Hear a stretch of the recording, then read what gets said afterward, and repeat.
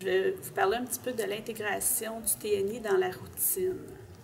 Souvent, on commence avec des petites choses. L'enfant va toucher, ensuite, on présente une tâche. Quand la première tâche est terminée, on essaie d'introduire la deuxième.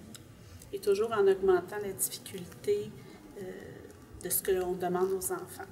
En exemple, moi, les premières journées, les enfants viennent toucher le tableau où est leur nom. Le nom disparaît ou se déplace. Ensuite, ce que j'ai fait, j'ai placé des rectangles et je demandais aux enfants d'aller replacer les lettres de leur nom pour refaire leur nom. Ils avaient une rétroaction tout de suite, car si la lettre n'était pas à la bonne place, la lettre rebondissait. Quand la majorité des enfants avaient passé, je commençais à présenter, mettons, une fonction de notebook, où aller chercher les formes, comment mettre la couleur, les agrandir, les rapetisser. Et mon deuxième défi était présenté. Alors, quand on revenait au premier ami, l'enfant faisait une suite, la construisait, puis là, appelait un élève pour qu'il vienne voir s'il pouvait faire l'algorithme qui était présenté. Par après, je demandais aux enfants de créer un dessin avec les outils de notebook. Alors, ils allaient chercher des choses pour pouvoir faire un visage. Puis, à travers tout ça, j'ai instauré parfois des tâches que l'enfant devait faire, accompagné d'un autre enfant. Puis, j'ai aussi fait des exerciceurs. Ça fait 2 années que ça va très bien. Ce sont des lignes avec les chiffres à replacer. Et je dirais que la majorité des enfants ont réussi à aller au moins jusqu'à 10, les remettre à la bonne place au bon moment. J'ai aussi instauré ma routine d'atelier à partir du TNI. Alors, j'ai fait une page sur laquelle les noms des enfants sont placés et clonés à l'infini. Je punaise ma page et j'affiche sur l'autre mes ateliers en inscrivant la date.